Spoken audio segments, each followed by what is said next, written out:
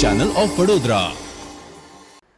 ડભોઈના road રસ્તાઓ પર રખડતા ઢોરોનો ત્રાસ યથાવત છે. ત્યારે રસ્તાઓ પર બે આંખલાઓ વચ્ચે 15 મિનિટ સુધી યુદ્ધ ચાલ્યું હતું, જેને નિહાળવા માટે લોકટોળા જામ્યા હતા.